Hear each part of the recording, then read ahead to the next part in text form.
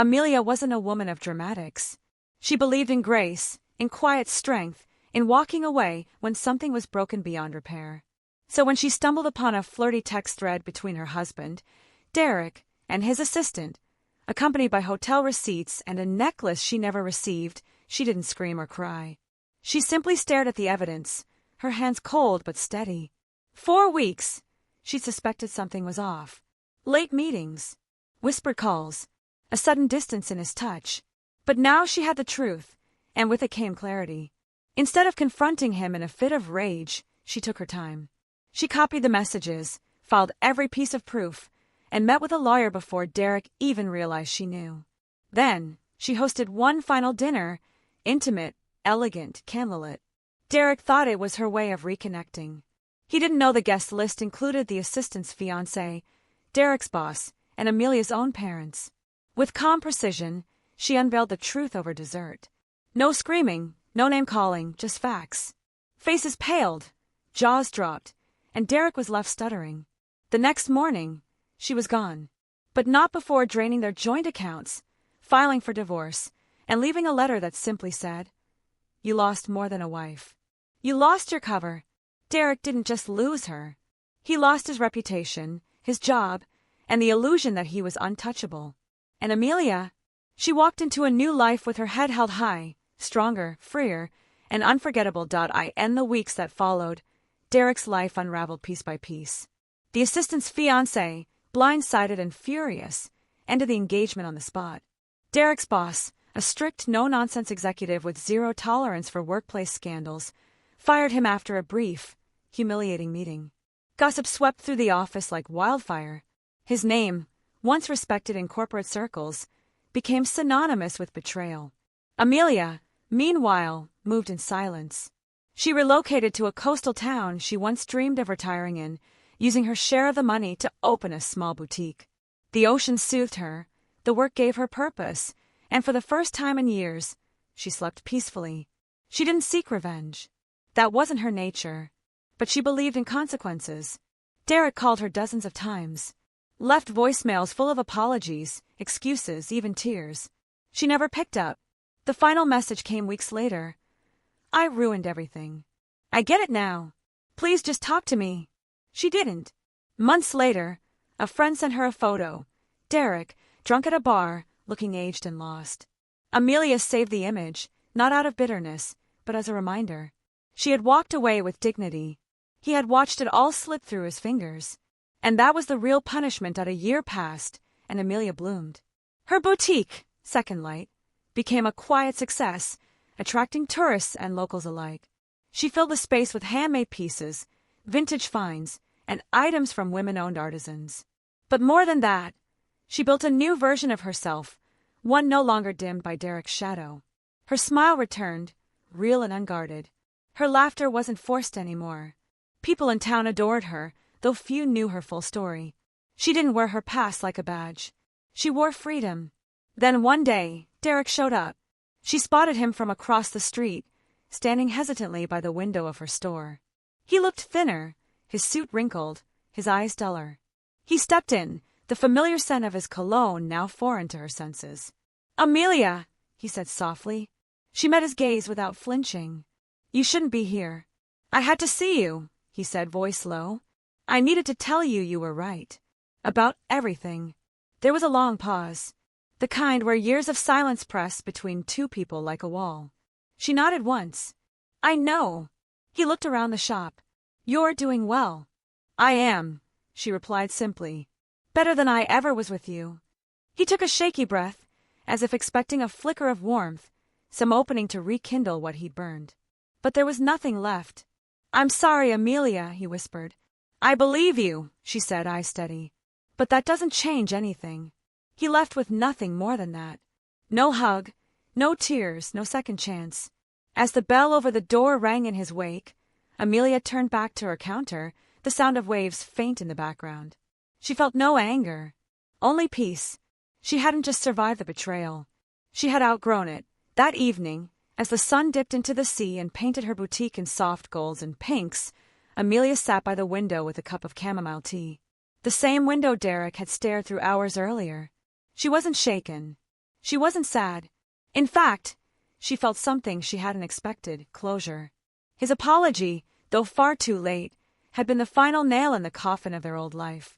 Not because it healed her, but because it confirmed what she already knew: she had done the right thing. Leaving him wasn't her defeat. It had been her liberation. Later that week, a young woman entered the shop, eyes rimmed with tears and hands shaking slightly as she browsed the jewelry. "You okay?" Amelia asked gently. The woman hesitated before nodding. "Just got out of something toxic. Cheating. Lies. The usual." Amelia studied her quietly for a moment, then smiled. "Funny thing about rock bottom, it makes solid ground feel sacred when you finally stand on it." The woman blinked, surprised at the understanding in Amelia's voice. "You've been there too." "I rebuilt from there," she said simply, handing her a small necklace with a tiny compass charm. "For direction, even if you don't know where you're going yet." The woman smiled weakly, clutching the piece like a lifeline. Amelia watched her leave, a quiet satisfaction blooming in her chest. She hadn't just risen from the ashes, she was helping others do the same. Not with revenge, not with anger, but with resilience, grace, and one rainy afternoon, Amelia received a handwritten letter with no return address. The handwriting was unmistakable: Derek's. She stared at the envelope for a long while before opening it. "You won. Not in the way I ever understood winning before. You moved on, and I've stayed stuck in what I destroyed. Every night I ask myself why I threw away the one person who saw me, loved me, and never needed to be loud about it. You were always more than I deserved. I hope you're happy, because you deserve to be. D." She folded the letter, placed it in a drawer, and didn't give it another thought. Not out of cruelty, but because she no longer needed his words to validate her path. Her happiness wasn't built on his regret. It was built on the quiet choices she made every day: to rise, to rebuild, to reach others. She stood outside that evening, barefoot on the wooden porch of her shop, watching the rain dance across the pavement. The life she once thought ended had only just begun that day she chose to leave. And now she was exactly where she was meant to be. Not a victim, not a survivor, a woman who reclaimed her story and rewrote the ending. A year later, Amelia was invited to speak at a women's wellness retreat. The invitation had come through a former visitor to her shop, now a writer and event organizer. At first, Amelia hesitated. She had never seen herself as a public speaker. Her power had always been quiet, private, but something inside nudged her forward, the same instinct that once told her to walk away from the ruins of her marriage without looking back.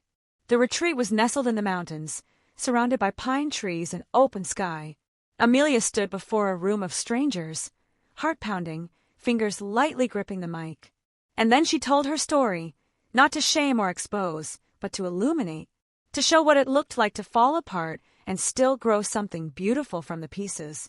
She spoke of betrayal, but more importantly, of rediscovery, of rebuilding self-worth from nothing, of how walking away wasn't weakness, it was courage. When she finished, the room was silent for a long moment. Then, slowly, applause. Some were crying, others simply nodded, holding back their own memories. Afterward, a line of women formed to hug her, thank her, ask her how she knew when it was time to choose herself. She didn't give advice. She just listened, really listened. Because that, she believed, was the beginning of every healing journey: being heard. Back in her shop days later, Amelia framed a photograph from the retreat and placed it near the entrance. She stood a little taller now, shoulders loose, eyes clear. Derek had once tried to define her with his betrayal, but she had rewritten every word. She didn't just leave the man who lied. She left the version of herself who tolerated it. And the life she built afterward, that was her revenge.